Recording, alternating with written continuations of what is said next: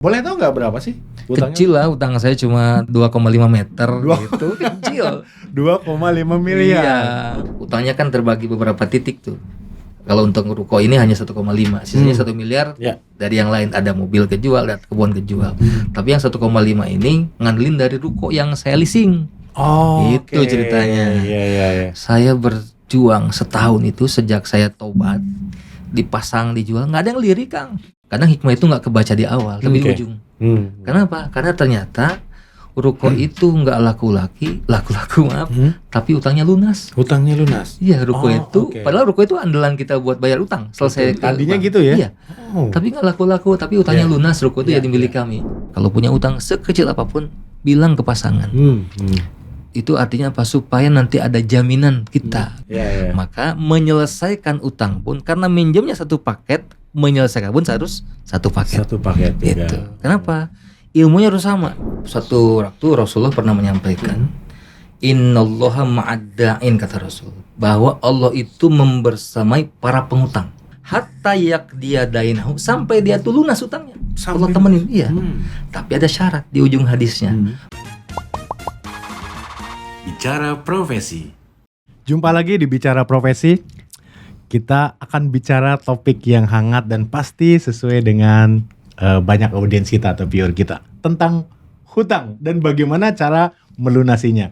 Nah, saat ini saya sudah kedatangan narasumber yang luar biasa, Kang Budi Lesmana atau biasa dikenal Kang BG. Assalamualaikum, Kang BG. Waalaikumsalam warahmatullahi wabarakatuh. Damang Kang Mu. Alhamdulillah. Kebetulan beliau bersama istri nih. Kita akan bongkar kenapa lunasin hutang harus sepakat dengan istri. Ya. Walaupun itu hutang bisnis gitu ya. Oke, Kang BG. Di sini tampil berarti sudah lunas dong hutangnya.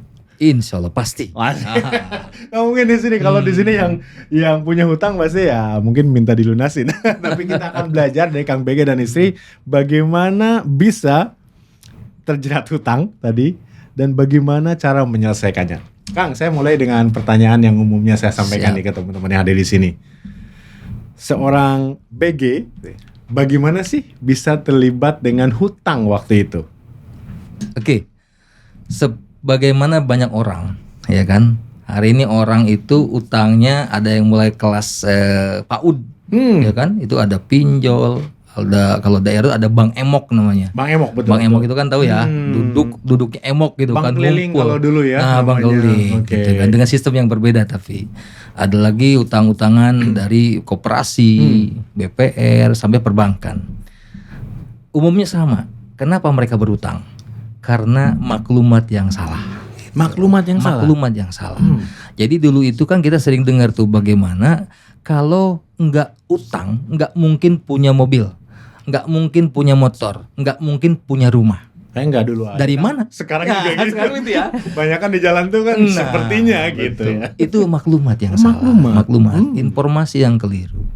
Sehingga dari dasar maklumat yang keliru itu, actionnya pun jadi keliru, salah gitu. Begitupun saya dengan istri dulu. Kita punya bisnis, walaupun berbeda genre ya. Saya di konsulan properti, isi di Busana Muslim, tapi kan sama-sama butuh modal. Nah, yang terbayang di benak kita ketika nyari modal pasti satu, si abang. Nggak ada lain, Dan si mereka abang. agresif banget ya. Itu ngejar luar biasa. Padahal ketika kita waktu mau bangun bisnis, cek-cekan aja. Kan mereka nggak peduli. Betul. Lihat dulu, begitu kita mulai tumbuh, portofolionya bagus, catatan keuangannya di bank kelihatan cantik, langsung pada datang tuh Belum lunas pun kadang-kadang top up. Nah, itu kan. Sering banget saya denger itu Kang BG. Iya. Iya. Oh gitu Jadi ceritanya itu, dulu. kenapa terjadi utang? Karena salahnya maklumat atau informasi, gitu kan? Gitu. Iya. Kalau misalkan seseorang ingin punya kendaraan, katakanlah motor, karena kebutuhan gimana Kang? Karena misalkan gini, saya butuh motor karena harus berkendara ke lokasi kerja yang cukup jauh, lebih efisien, lebih efektif, bisa sampai tempat kerja tepat waktu. Itu kan amanah juga dari pemilik perusahaan ke saya sebagai karyawan untuk tepat waktu, untuk tidak lambat dan sebagainya. Gimana Kang Begi? Oke, pertama kita mesti bisa membedakan dulu apa diksi kebutuhan dan keinginan. Maka pertanyaan saya balik ke Kang Demul nih, izin ya. Wah, ini dites nih. Apakah punya motor itu keinginan atau kebutuhan? Oke. Bagi case yang tadi, narasi saya sih kebutuhan. Oke. Maka ketika kita membutuhkan motor, kita tidak perlu memiliki BPKB. Tidak perlu memiliki BPKB. Kenapa? Karena ketika alasannya tadi bahwa kita harus nyampe kantor tepat waktu, kita tidak mesti cari angkot kemudian jalan kaki karena itu akan banyak kendala kan, persoalan begitu. Maka memiliki motor itu adalah suatu kebutuhan, ya kan? Tapi kebutuhan ini bisa dipenuhi manakala kita sudah punya duit cashnya. Oh, cash ya? Iya, cash. Kuncinya cash.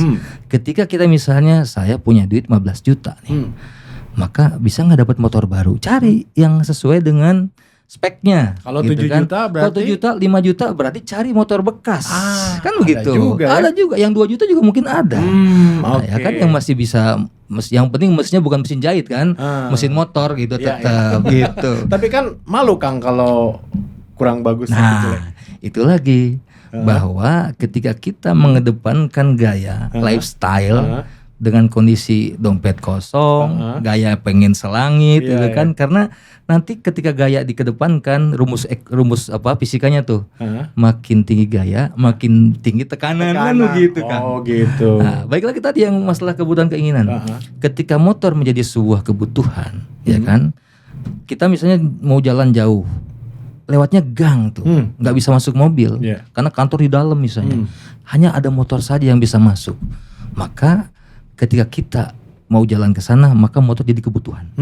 Tapi kemudian memenuhi kebutuhan akan motor itu tidak mesti dengan cara membeli motor. Tapi tinggal tekan gadget kita, klik, ada Gojek, ada Grab. Dan sekarang sudah banyak ya solusinya. Begitu, gitu. itu solusinya.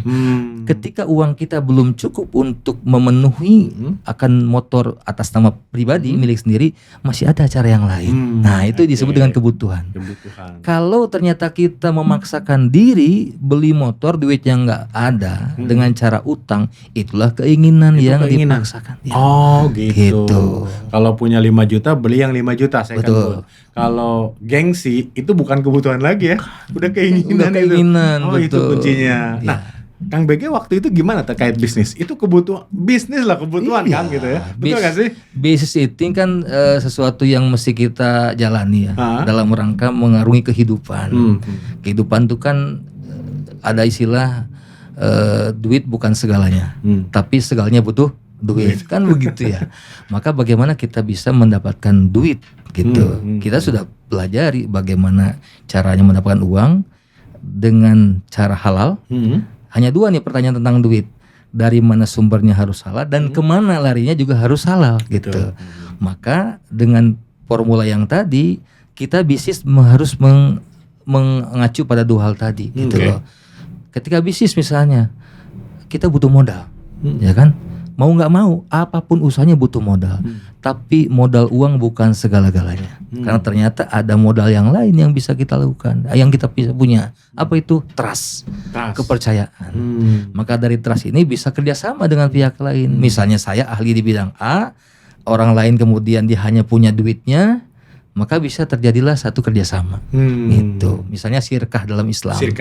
Tapi persoalannya sirkah ini harus betul-betul kita punya pondasi yang kuat, pengetahuannya harus kuat, karena sirka itu bisa memutus silaturahmi. Dulur saudara bisa pecah gara-gara kongsi. Betul. Dua-duanya nggak punya maklumat, nggak punya ilmu yang sama. Kadang-kadang cuma judulnya aja sirka. Judulnya aja. Ujung-ujungnya gitu. Investasi biasa aja gitu kan. Gitu. Oke, nah Kang BG waktu itu belum menyadari itu berarti ya? Belum. Boleh tahu nggak berapa sih? Utangnya? Kecil lah, utang saya cuma 2,5 meter, 2,5 meter gitu, kecil. 2,5 miliar. Iya. Oke, untuk bisnis Kang BG sendiri atau istri? Berdua. Oh, berdua. Waktu itu kita butuh kantor aja. Oh, butuh kantor. Butuh kantor dan perlengkapannya akhirnya leasing, beli ruko gitu, seharga itu. Oke. Gitu. Untuk ukuran perusahaan properti konsultan dan butik harusnya nggak besar ya? Enggak lah, kalau kantor ya? doang sih gitu kan. Karena kita kan di situ hanya jasa ya. Jasa untuk mengurus lisensi, mengurus pengadaan lahan. Jadi saya tuh di sana kalau ada investor masuk cari pabrik apa, kita udah punya bank data soal tanah di Sukabumi khususnya gitu. Waktu itu kesulitan menyelesaikan atau sebenarnya kesadaran aja sih untuk tidak berhutang? Kan gini, ada yang saya harus lunas hutang nih karena saya terlilit, susah cari cara gimana, itu kan kesulitan menyelesaikan hutang itu. Kalau Kang BG itu yang itu atau juga kesadarannya sebetulnya? Waktu itu saya diajak oleh temen, kebetulan saya kan punya klub kendaraan ya, klub Pajero di Sukabumi. Teman-teman saya 2 orang ini udah duluan masuk tuh untuk bebasin hidup dari hutang, ngajak. Setahun ya Mam ya, setahun tuh ngajak, tapi kok utang saya masih bisa kok tiap bulan dicicil, masih lancar. Umumnya gitu sih. Gak ada problem gitu. Ngapain mesti diburu-buru? Nah itulah. Tapi kemudian qadarullah terjadi COVID 2019, ya kan? 2019, 2020 tuh kita kenanya. Akhirnya ada restrak gitu kan. Restrak kemudian, tapi waktu itu masih bahasa dulu alhamdulillah, padahal nauzubillah gitu kan. Bukan alhamdulillah, masih kecicil. Tapi kemudian alhamdulillah akhirnya hati ini terbuka untuk ikut ajakan teman untuk kumpul di sebuah kajian gitu. Dan disitulah kemudian baru terbuka ternyata tadi informasi yang ada di kepala saya yang keliru, sehingga sikap kita terkait utang itu sangat profan, biasa aja.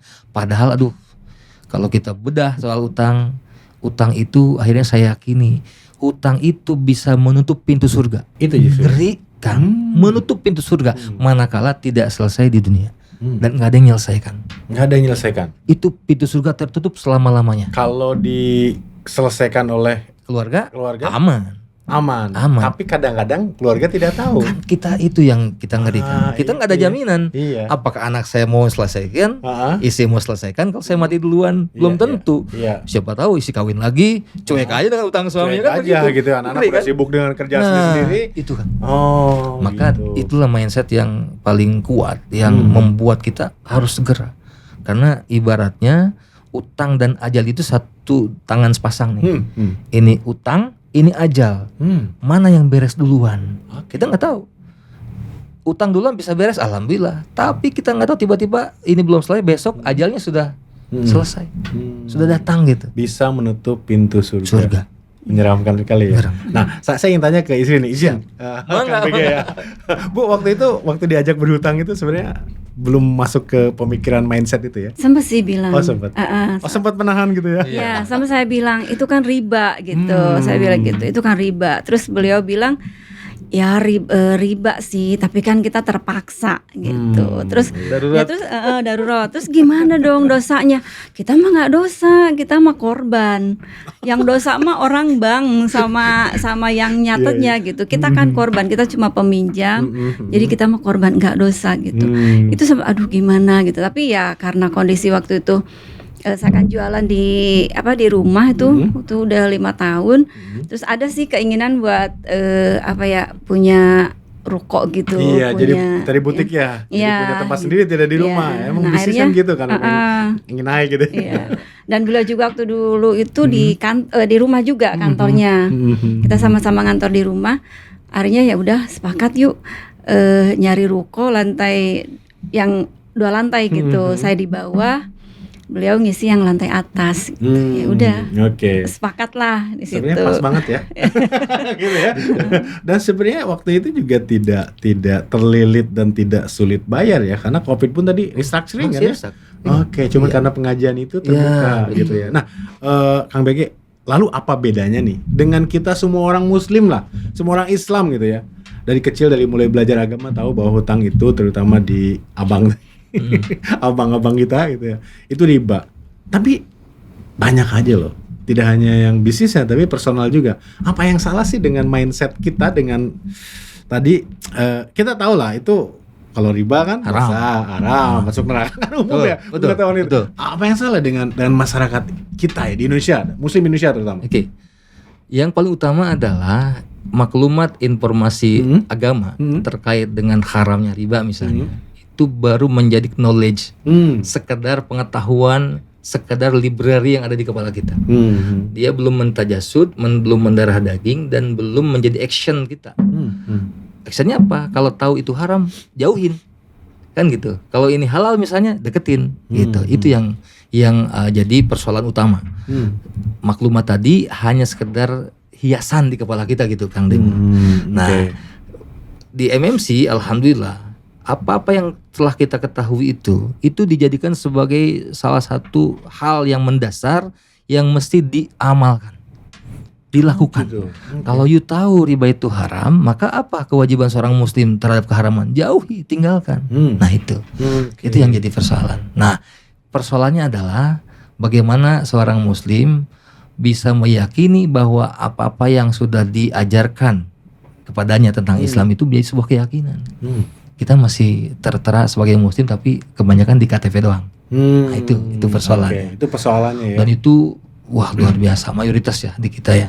Iya. Muslimnya masih pilih-pilih gitu. Masih pilih-pilih ya. Muslim prasmanan. Muslim prasmanan. Muslim prasmanan. Iya. Tadi kita butuh modal, kita ngutang ke bank yuk gitu. Nah, kan riba yang zolim mereka. Nah, akhirnya playing victim kan? Playing victim. Iya. Pinjol terjerat begitu tidak bisa tidak bisa bayar, pinjol haram gitu ya. Betul. Nah itulah mungkin seperti itu ya salah satunya. Nah setelah tadi mulai sadar nih, kan berarti kan mulai meninggalkan gitu ya hutang, apalagi riba tadi.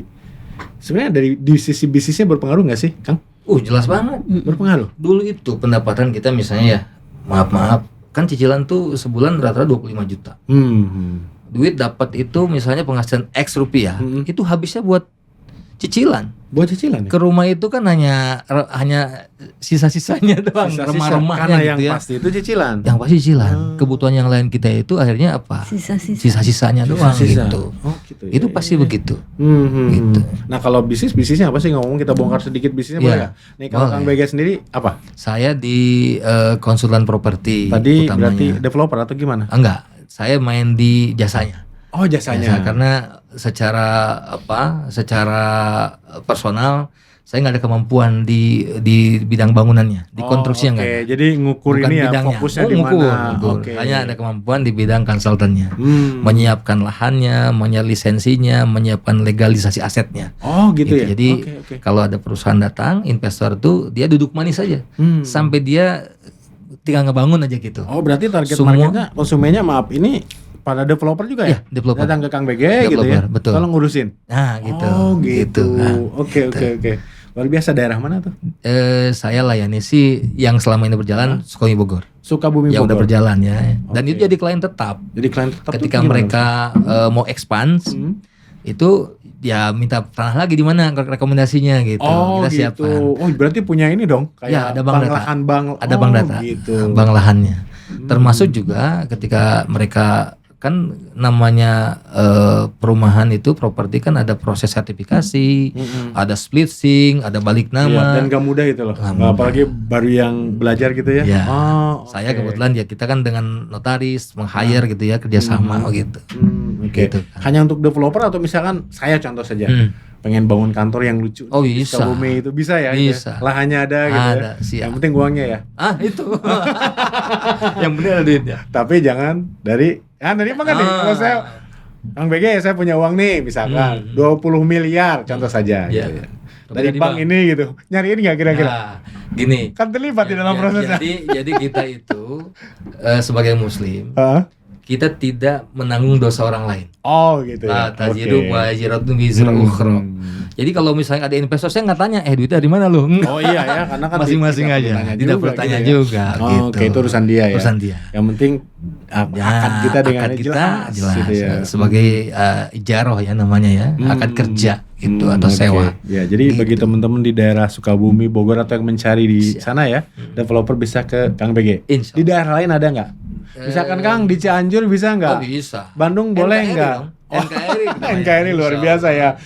Nama konsultannya apa?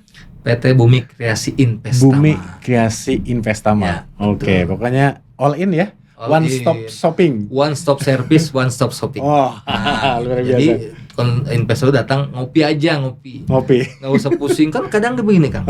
Ketika sekarang cari lahan ini itu harus satu paket beserta dengan informasi ruangnya. Iya, betul. Banyak yang kecelek karena ulah biong tanah tuh ya dimanapun. tanahnya bagus, tanahnya murah, ketika dibeli ternyata nggak bisa diproses perizinannya. Karena masuk misalnya ke LSD, lahan basah dan seterusnya. Oh, itu penting banget. Itu penting Kadang-kadang merasa udah beli, udah hak kita, padahal nggak seperti itu. Kita tuh harus dari awal mengedukasi, menyampaikan informasi komplit. Ini boleh ya. Ini KDB-nya 60-40 atau 55 bulan seterusnya, itu sudah lengkap. Kita sampaikan. Agar si investor ini untung begitu. Kita mendorong mereka supaya mendapat keuntungan yang besar. Gitu. Kalau butik Ibu sendiri udah punya ini sendiri, butik merek sendiri. Merek sendiri punya. Oh, merek sendiri, tempat sendiri punya. Tempat sendiri. Mereknya apa? Jasmine Sari. Oh, Jasmine. Jasmine. Oh, Jasmine. Main ya. Oh, Jasmine Sari. Berarti untuk perempuan aja. Untuk perempuan juga, untuk laki-laki juga. Oh, laki-laki. Pokoknya untuk muslim gitu ya. Kebetulan pakai brand saya. Oh, gitu. BG Style. Oh, baik. Untuk laki-laki. Untuk laki-laki ya. Keren juga, lucu nih. Untuk saya sudah punya ini. Kalau keren juga gitu. Oke. Dan terasa juga di bisnis, Bu, setelah hutang mulai selesai atau bahkan selesai? Ya, terasa ya. Terasa. Kalau dulu kan ketika kita butuh modal, mikirnya kan pasti, aduh, ini untuk nutup ini harus ya cicilan dulu gitu ya. Duluan. Jadi apa sih? Untung itu kita sisihkan selalu untuk bayar cicilan gitu. Nah, setelah di ujungnya tuh ya untungnya mana buat kita gitu. Toh uang yang didapat itu ya larinya ke sana, ke cicilan terus. Jadi akhirnya untuk modal harus nyari lagi. Kadang dulu kan tidak hanya ke abang kan. Kalau ibu-ibu kan, misalnya saya punya simpanan kayak emas perhiasan gitu. Itu suka buat nutup nutup modal. Jual dulu gitu ya. Ke Pegadaian. Ke Pegadaian. Disekolahkan. Nah, disekolahkan gitu, nanti udah ngumpul lagi, ditebus ya, disimpan. Jadi begitulah terus berulang gitu. Berulang sampai akhirnya kok ini gimana gitu. Untungnya nggak ada, terus kita untuk modal kita tetap harus nutup lagi. Sampai akhirnya itu dulu tuh sempat di Pegadaian tuh udah berapa gitu banyak, dan memang salahnya mungkin itu ya salah satu bentuknya dari jeleknya kita berhutang. Itu saya sering nggak bilang-bilang gitu sama suami. Kalau untuk urusan itu ya urusan modal untuk bisnis saya minjem sendiri ke abang atau saya ke Pegadaian. Tapi giliran kemarin pas pelunasan, karena saya udah pusing, ya udah saya serahkan akhirnya. Menyerah juga gitu ya. Tiba-tiba lemari perhiasan ada di Pegadaian. Utangnya nggak bilang, penyelesaian baru laporan. Gitu.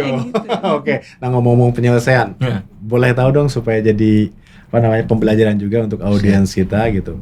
Kang BG ini jual apa sih untuk menyelesaikan hutang-hutang itu, atau gimana caranya biar orang-orang yang mungkin relate ya atau sama sedang dalam posisi itu, baik pengusaha atau hutang personal konsumtif itu bisa menyelesaikannya, karena mungkin tadi sadar gitu ya. Tapi gimana dong Kang nih? Tolong gimana caranya?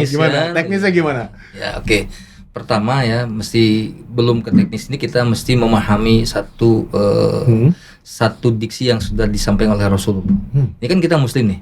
Maka seorang muslim itu mesti bermula dari keyakinan terhadap apa yang mau dilakukan. Dia harus paham dulu. Maka suatu waktu Rasulullah pernah menyampaikan, Innallaha ma'adda'in, kata Rasul, bahwa Allah itu membersamai para pengutang. Membersamai. Bukan ditinggalkan, malah dibersamai.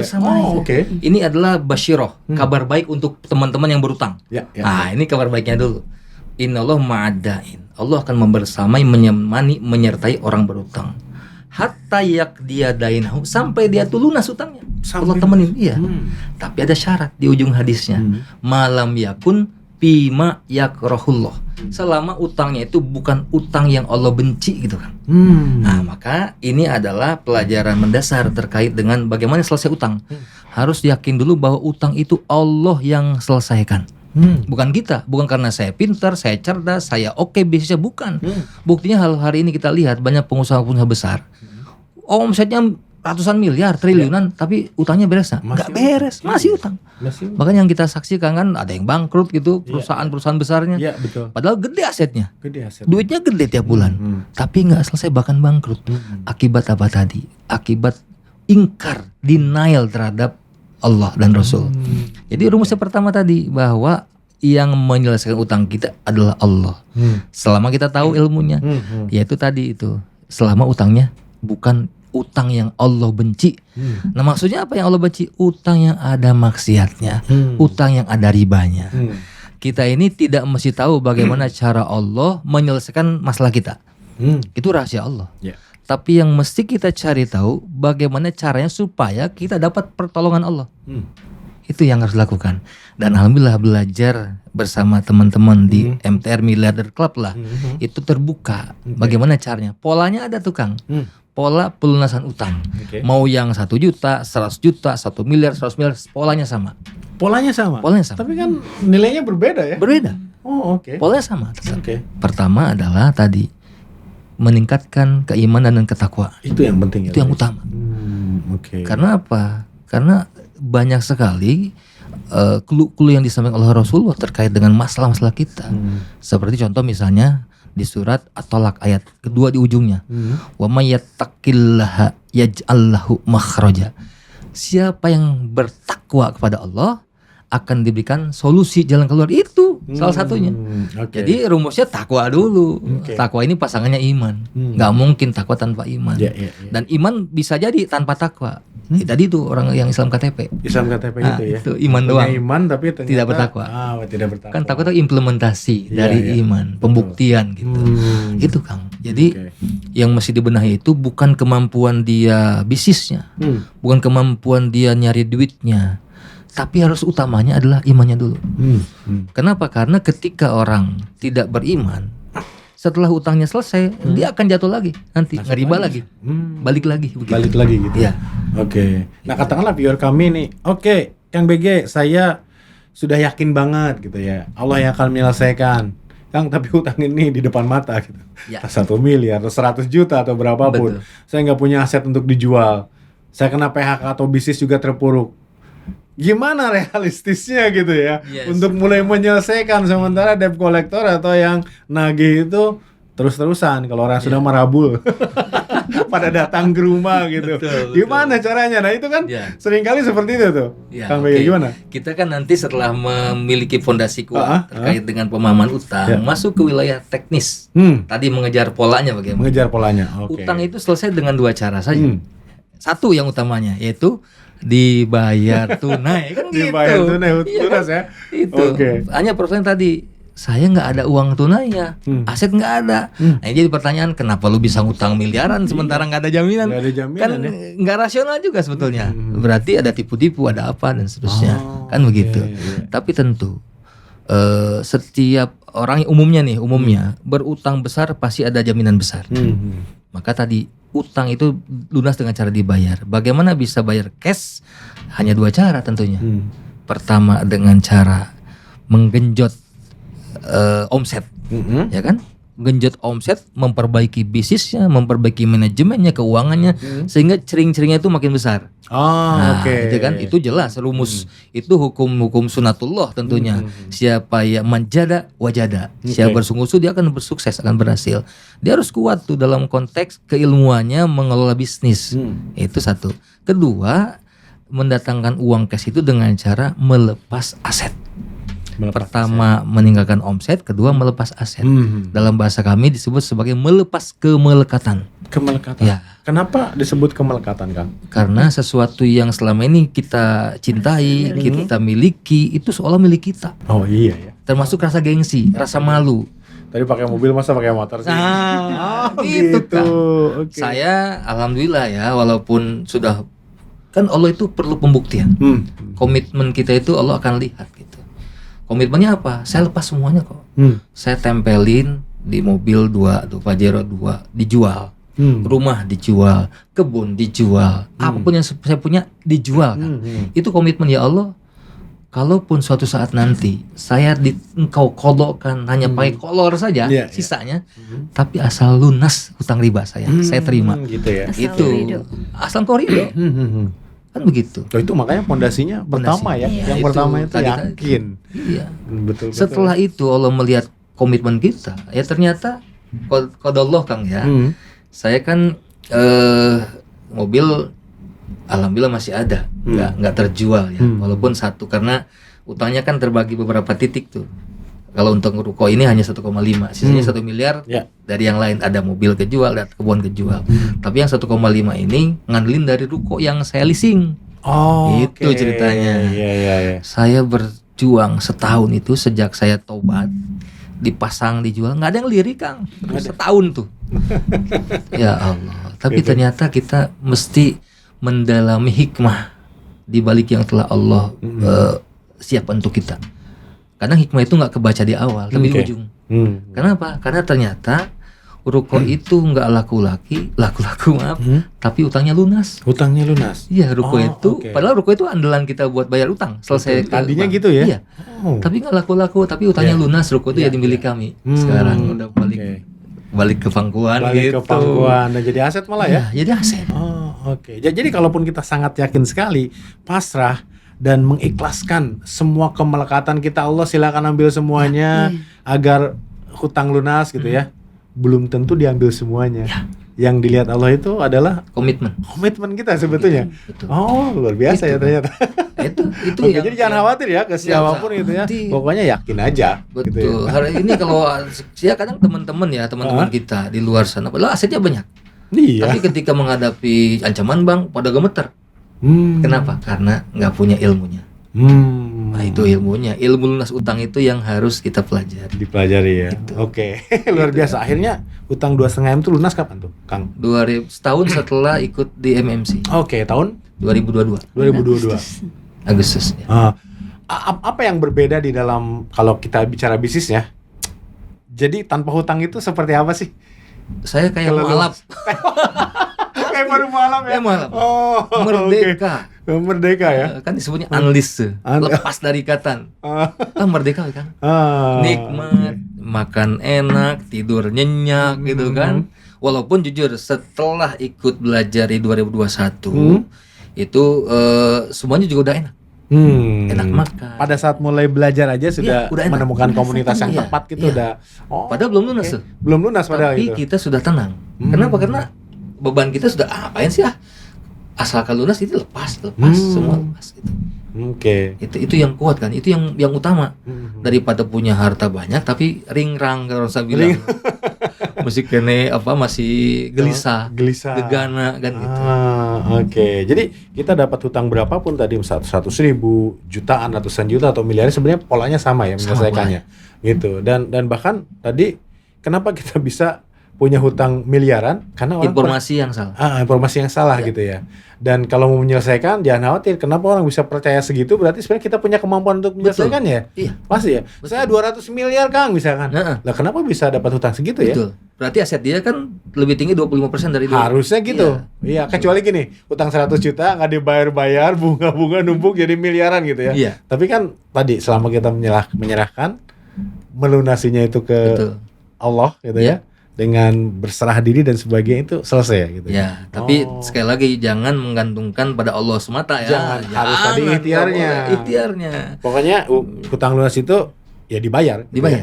Dan yang dibayar hanya pokoknya saja. Hanya pokoknya saja. Loh kalau kita udah terlanjur misalkan contohnya nih. Hutang 100 juta, ternyata udah gulung-gulung 160 juta. Dibayar pokoknya aja. Gimana caranya? Pembenarannya gimana sih, Kang? Ya ini bukan pinjol ilegal ya. Bukan. Lembaga abang biasa misalnya. Abang biasa. Itu kan ada bunga, ada denda, ada penalti kan. Kalau dibayar kan gitu lucu ya. Kita melunasi di awal kena penalti. Kalau nggak lunas kena denda. Ya, betul. Itu semuanya bisa zero.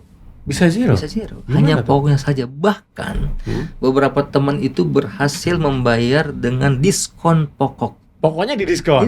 Oh gitu. Iya, itu ada rumusnya. Ada rumusnya. Nggak bisa dibuka di sini kayaknya. Panjang. Oke, panjang ya. Panjang. Iya, ada pembelajarannya. Ada pembelajarannya. Dan itu terbukti ya. Terbukti. Termasuk saya kan dapat diskon dari bunga dan denda. Misalnya dulu itu harusnya bayar 1,350, hanya bayar 1,050. Oh itu misalnya luar gitu. biasa ya. Iya. Untuk pasti yang terlibat hutang cashnya tidak banyak. Betul. Tapi dengan diskon seperti itu udah luar biasa ya. Iya. Dan sebetulnya ini ada aturan mainnya di undang-undang perbankan kita ada. Ada nanti ada ya? ada. Cuman banyak yang tidak tahu, terlalu udah takut duluan. Kang, bahkan begini ya. Itu kan kita itu ketika akad Hah? Kan nggak dibaca. Yang penting Isi cepet apa? cair. Yang penting tanda tangan, modal. bagian tanda tangannya doang, Iya, nggak pernah betul. dibaca. Padahal kalau dibaca di situ kan ada ketentuan. Kalau dilelang kita harus sudah pasrah dan seterusnya.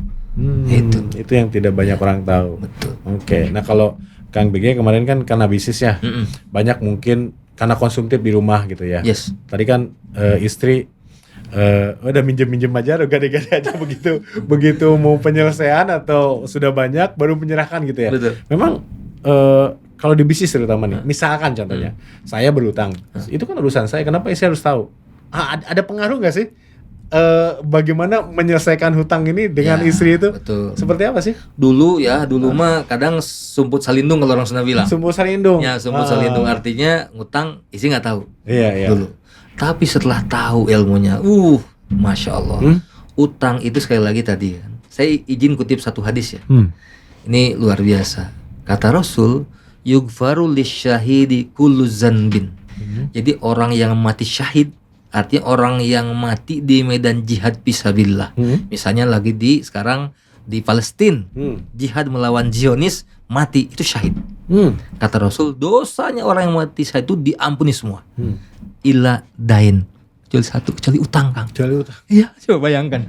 Jadi kalau ada orang yang mati syahid, itu nggak bisa masuk surga kalau dia masih meninggalkan utang, dan utangnya nggak selesai dibayar. Apalagi kita yang matinya mungkin lagi enak-enakan, lagi tidur, lagi berkendaraan, lagi ngumpul, tiba-tiba mati. Jauh sama yang mati syahid levelnya. Jauh ya. Tapi yang membedakan cuma satu, utang. Kalau kita nggak syahid tapi kita nggak punya utang dan kita termasuk orang soleh, insya Allah masuk surga. Tapi orang yang mati syahid, yang dijamin Rasul, yadkhulul jannah bighairi hisab, masuk surganya pun nggak pakai hisab, langsung cus ke surga.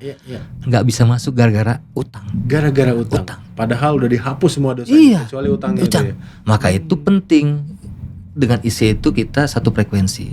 Pertama, kalau punya utang, termasuk juga istri punya utang, bilang ada catatannya. Saya punya utang, nanti ketika suatu waktu ada masalah, tolong selesaikan. Itu penting kan. Ya, saya imbau teman-teman saya sering sampaikan. Kalau punya utang sekecil apapun, bilang ke pasangan.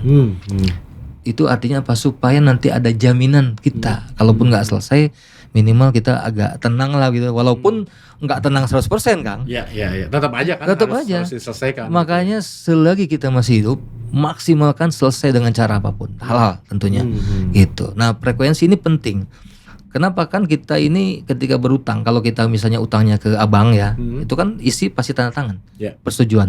Atau kalau isi yang aplikatif, kita yang menyetujui, sama-sama ke bawah tuh. Dalam satu paket.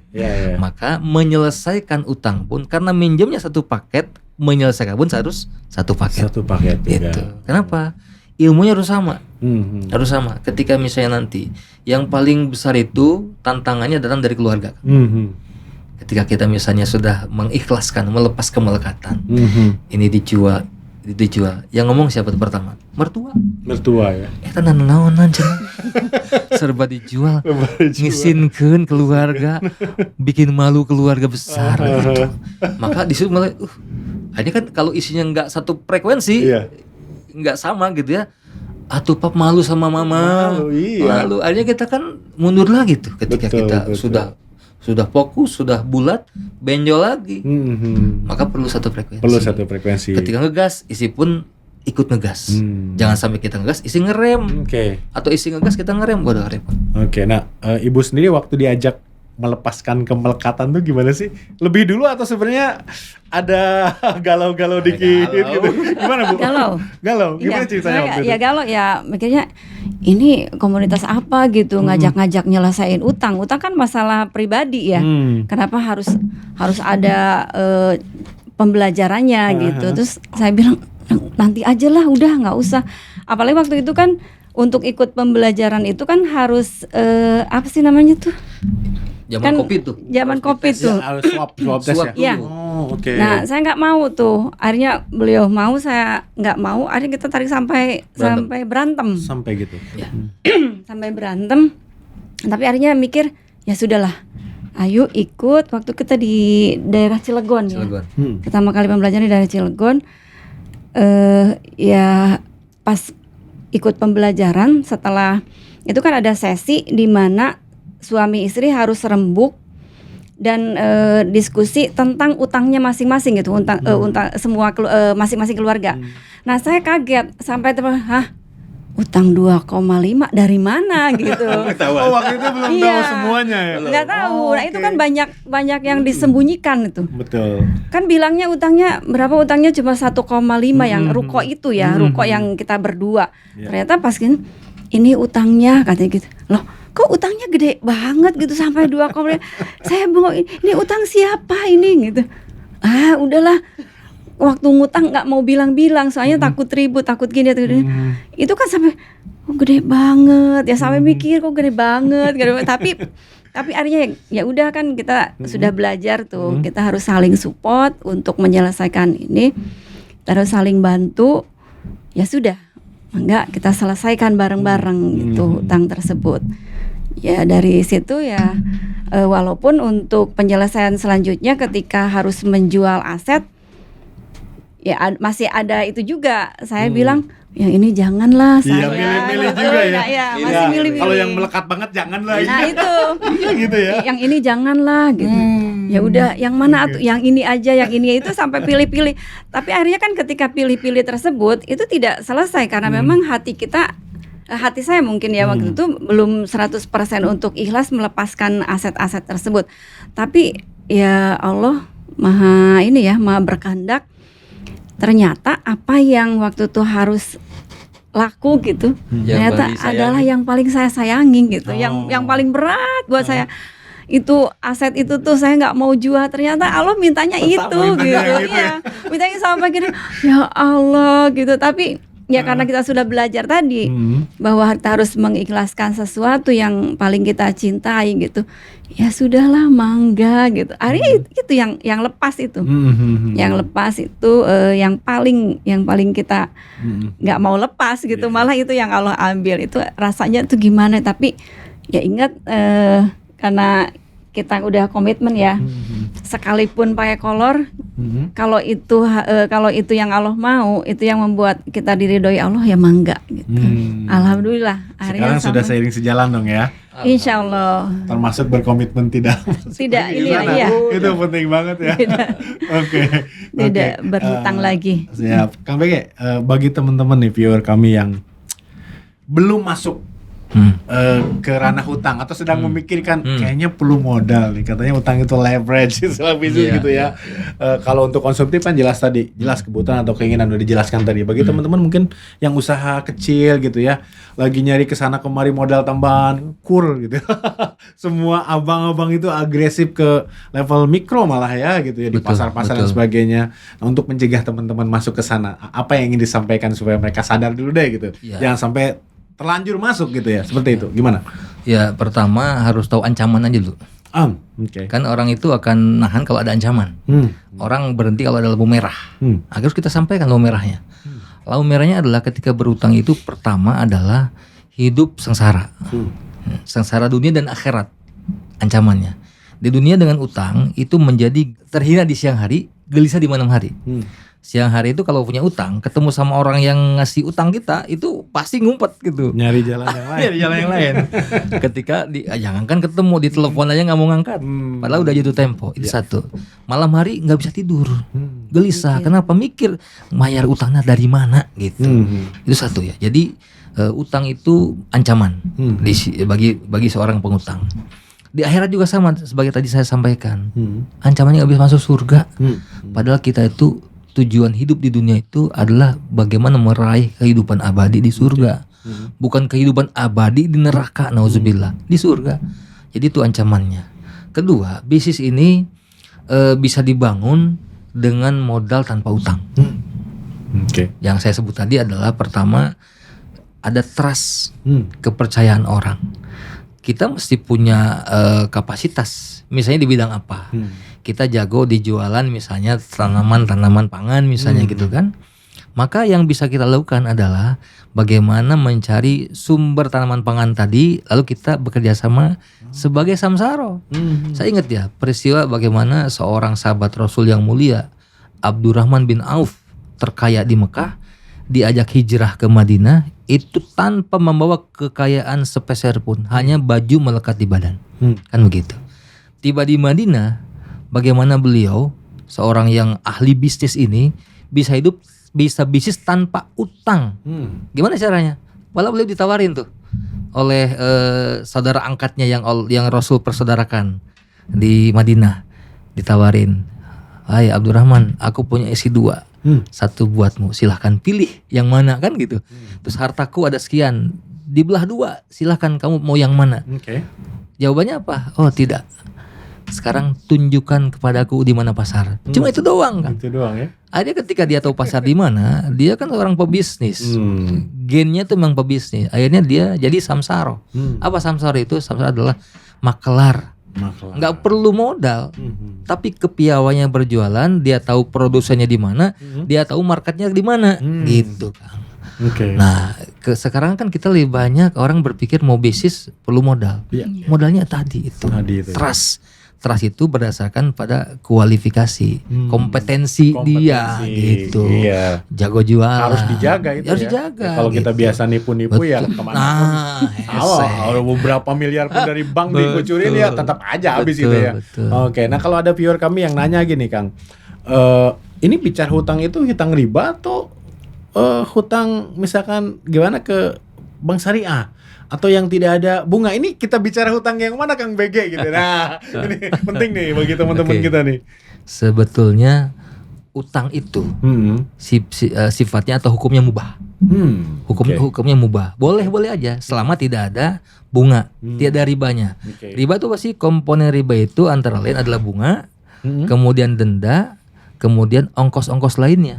Apa tuh? Administratif, notarial gitu kan. Ada lagi kalau mau lunas itu ada penalti, itu adalah indikator dari bunga, dari riba gitu. Bagaimana dengan bank syariah? Maka kita mesti dalami faktanya. Namanya fahmul waqi, memahami fakta. Apa sih di bank syariah itu? Ada nggak kelebihannya? Kelebihannya ternyata di bank syariah disebut dengan margin gitu. Lalu margin ini bagian dari riba nggak? Nah, kalau kita lihat ya sama-sama aja. Sama persis gitu, hanya beda kalimat, beda istilah. Itu margin, ini bunga. Kenapa? Karena pada prinsip perbankan itu bisnisnya adalah bisnis meminjamkan atau transaksi money, uang, gitu. Gitu. Sementara pondasi basicnya Islam itu pinjaman atau utangan uang itu untuk bukan tijariyah, bukan untuk bisnis, tapi tabaruah. Tolong menolong. Jadi prinsipnya kalau orang mau pinjam uang itu karena dia butuh duit untuk misalnya beli beras.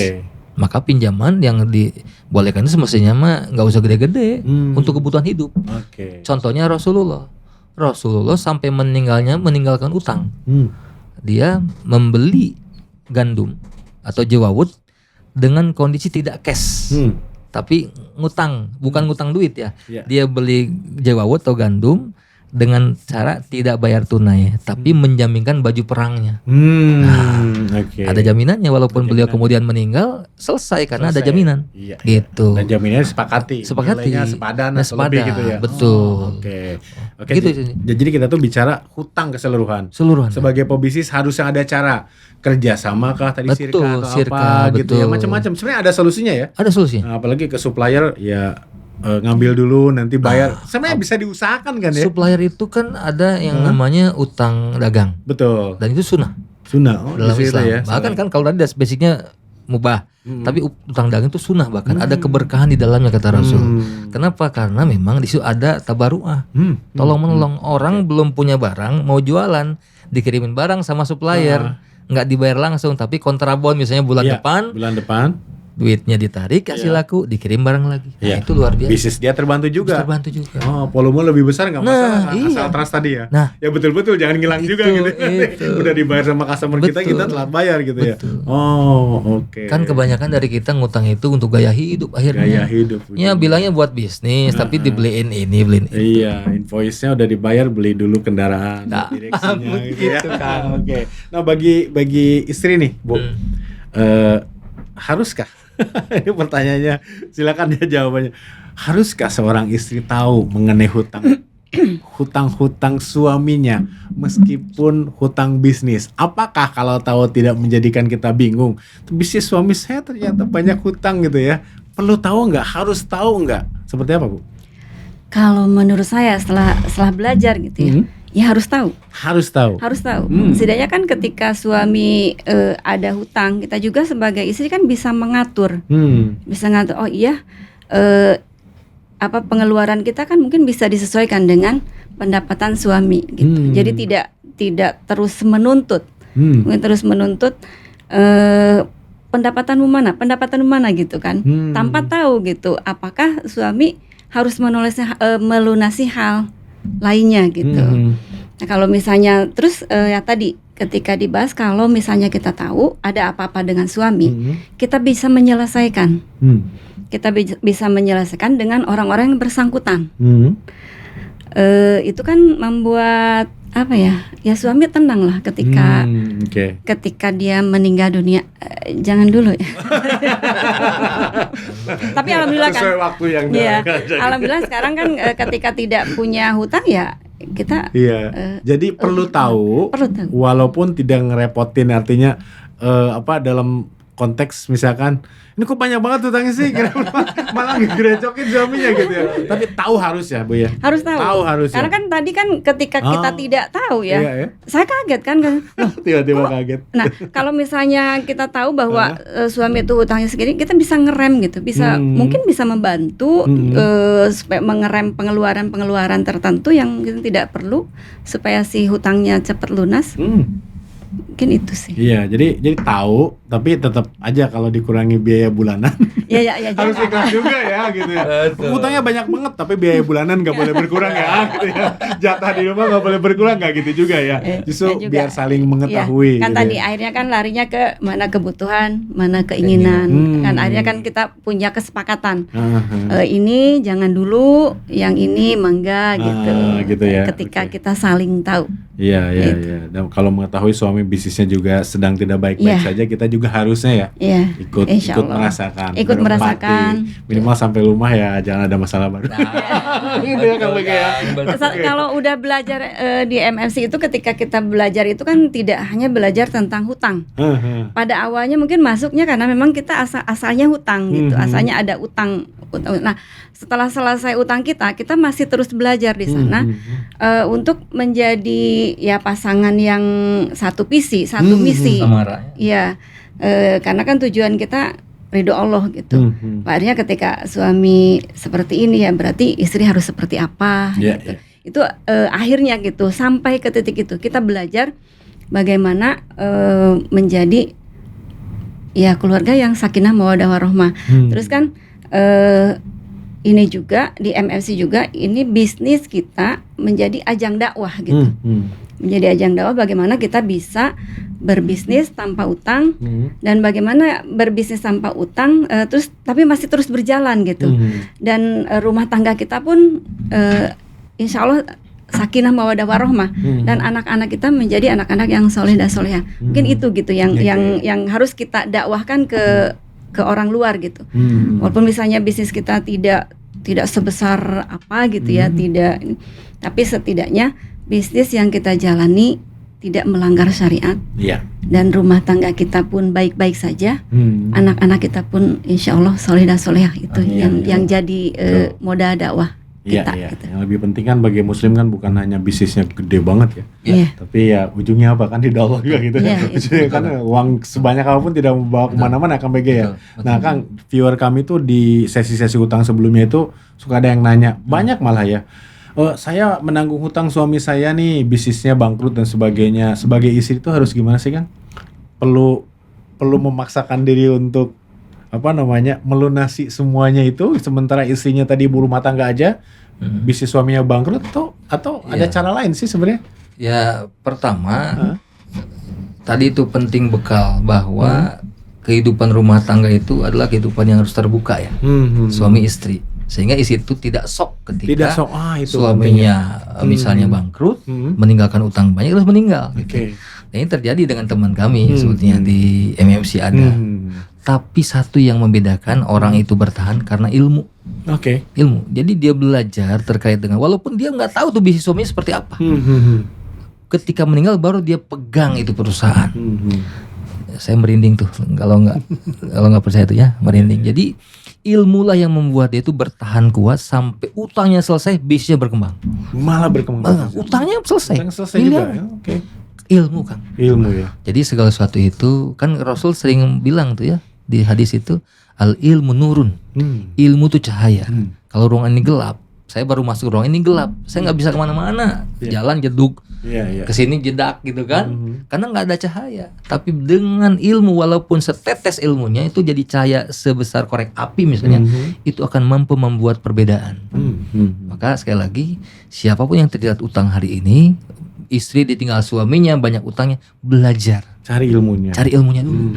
Apalagi yang belum terlanjur ditinggal suami atau belum terpuruk, udah belajar dulu aja. Belajar dulu, iya. Nggak harus terlilit utang. Jangan belajar itu jangan sampai mentok dulu. Ya biasanya gitu tuh. Supaya nggak mentok, belajar gitu. Dulu. Itu penting. Oke, penting ya. Nah, ini komunitas ini terbuka bagi umum terbuka, atau tapi tentu ada term and conditionnya, ada syarat dan ketentuan berlaku. Oke, gitu ya. Gitu. Oke, ini luar biasa menurut saya ya di era sekarang yang banyak orang merasa tidak baik-baik saja. Kalau saya ketemu Mas Samsul itu baik-baik saja. PHK di mana-mana enggak katanya gitu ya. Seperti itu ya. Kuncinya tadi lepas dari hutang. Lepas dari hutang. Oke. Karena hutang itu menjajah ya. dunia akhirat.